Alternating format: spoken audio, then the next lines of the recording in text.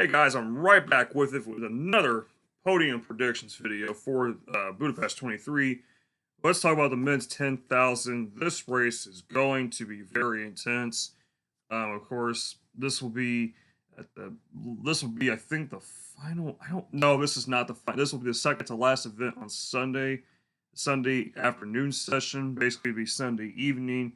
This will be taking place around, I think, 3 p.m. Eastern time. Or no, I'm sorry, 1 p.m. Eastern time. My time here in the States, or around 7 o'clock in Budapest time. But let's get straight into it. It's going to be potentially fast, but again, the weather may play a role. As I talk about the women's race, but again, forecast trending a little slightly cooler, maybe still on the warmer side. Let's get into it with some of the noticeable participants in this race. Joshua Cheptegei is the defending champion. He's actually the defending back-to-back champion. He's the world record holder in this event, set in 2020.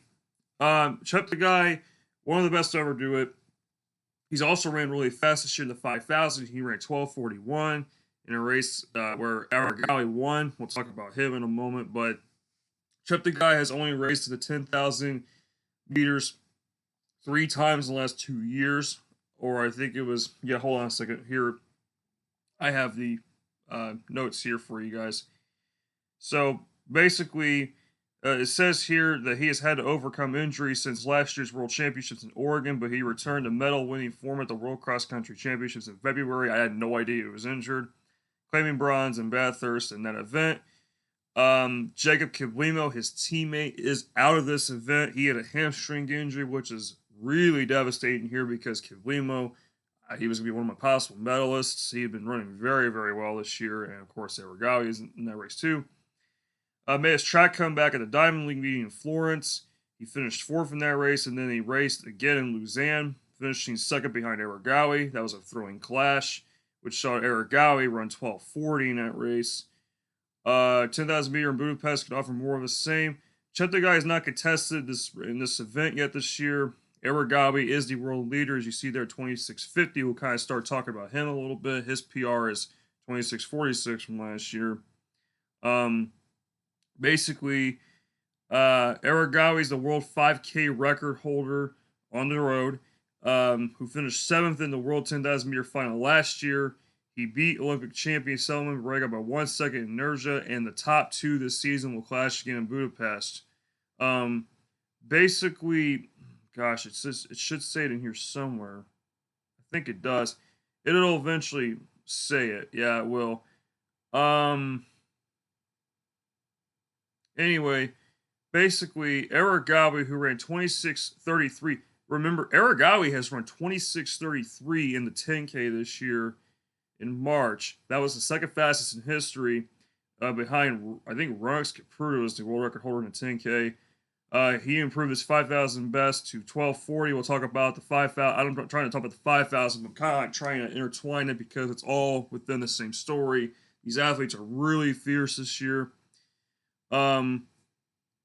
So basically, Aregawi is in tremendous form right now, as well as his Olympic win in Tokyo. Or I think I'm getting ahead of myself. We'll talk about Barega here in a moment. I'll kind of scroll down, see if I can find anything here. Mohammed Ahmed, by the way, is also on this list. Mohammed Ahmed has not ran this year in the 10,000. I have not heard much about him. Matter of fact, I think he was either injured or something happened with him. 26:34 is his PR. Ran that in the race with Grant Fisher. They both PR'd in the same race. We'll talk about Grant Fisher as well. Somebody let me know in the comments below. What is going on with Grant Fisher? He said it was mentioned at the end of July that he was trying to still salvage his season. He's only ran 28:25 this year, so he's going to have to really make it up. I don't know if he's going to or not. If he doesn't race in this race, that would be really tough. Not much to say there. Grant Fisher, of course, finished 4th, I think, in the G meet last year in 10,000. Selman Barega is the defending Olympic champion in this event. He also, I think he failed the medal in this event last year. Barega's been a little bit shaky this year in the 5,000. But he's ran 26:51 in the 10,000 this year. Barega is the, of course, he When it comes to head-to-head 10,000 meter clashes against his compatriot Aregawi, Barega is 4-1 against Aregawi. part of that is because, well, they're both around the same age, but Borrega just so happens to close better in ways, and just, I don't know how to explain it. It's hard to explain because Aregawi's really, because I think it's because of the fact that Aregawi, it's taken him a couple years to really become as strong as he has this year. This is the best he's looked by far this year. Woody Kincaid is also on this list as well. He sits third on this season's top list thanks to the personal best of 27:06 he ran to win in California in March. Of course, we talked about Muhammad Ahmed. He has claimed top 8 spots in the past 3 world 5,000 meter, 10,000 meter finals. Woody Kincaid, he could strike a major upset in this race. I can't believe I'm saying that. Him and Borrega both have a devastating final kick in the last lap of a race. Kincaid could pull an upset. Huge upset in this race. We'll see. I consider it huge because Uganda and Ethiopia in this race have been dominant the last while, especially Ethiopia. In the U.S., I don't remember the last time if they've ever had a 10,000 meter champion. It has been probably many years in terms of just the world champion at least. We also have Ethiopian teammate Yisma Delu. He's only 17 years old. 17, and he ran 27:08 already this year. That's absurd. He claimed third place in the national trial race with that time. It's the second fastest time ever by an under 18 athlete. I mean, good lord. You're talking just, wow, I don't know where to, I don't even know anymore. That is just ridiculous.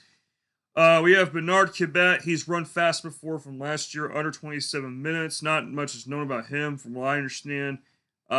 He is fast. I think, if memory serves me correct, I might be thinking of somebody else.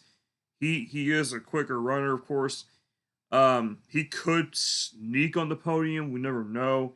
Tadis Worku, we've mentioned him before, I think in some videos. He's ran 26:45 from last year. He's only ran 27:11 this year. He's capable of putting himself on the podium.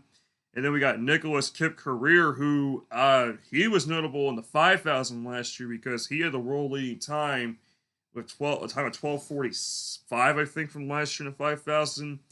I don't know if I think he is going to be in the men's 5,000 this year. I'm going to have to look real quick, but he is going to be in this race too. His personal best was from 2020. He's ran 27:29, so he needs to find that 2020 speed a little bit in order to get on the podium. This could definitely be a race where we go under 27. Will it happen? We'll see. We might be due for that. I think just judging by how freaking fast some of these guys have gone the 5,000 this year, my lord, Aregawi is just trying to kill everybody with his freaking pace through the laps basically. And Cheptegei, he'll be right there in the mix. I mean, this is gonna be very interesting to say the least. So these picks might be seen safe, but I feel pretty confident with it, and it's because of the fact that I like going by experience. Last year, we had a guy by the name of Stanley Mburu who won silver. I didn't really expect that, but it just happens. You know, we'll talk about that with the 5,000 too, but the bronze medalist, I think, was Jacob Kiblimo last year too. And Kiblimo not in this race, and Mburu was not in this race either.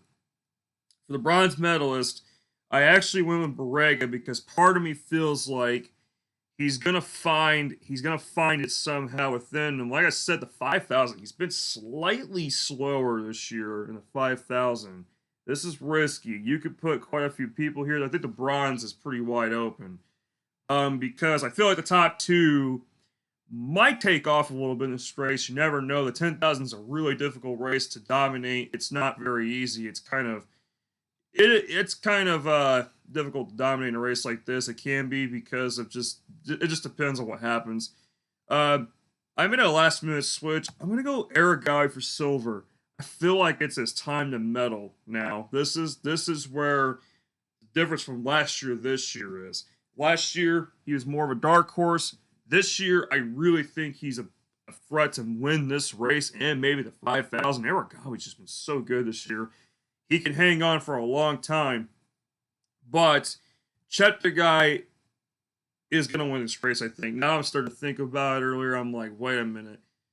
He's came out and won this race in the very few times he's ran the last couple of years. Cheptegei has the speed. He can close fast. Aregawi, there's been times where I've seen him take it out a little too hard. Could he burn out? It's possible. Berega, will he find that inner 2021, 2022 Berega? I mean, Berega's going to have to find something because he like I said, I don't know. We'll see, man. He ran very well in the 10,000 trials in Hengelo. We'll see. This is going to be tough, but like I said, bronze might be pretty wide open, actually. Kincaid could go bronze. I think Walker could go bronze. Even Quebec could go bronze. You could have a name you don't think about that medals in this for sure, just like last year, like Mburu, but I should have thought about that more often. That's on me, honestly. But thank you guys for watching. Hope you guys enjoyed this one. The next race we're going to talk about is the men's marathon. That one will be interesting. Not a lot of big name representation in that one, but we'll talk about it, of course, and discuss my thoughts on that. Other than that, see you guys in the next one.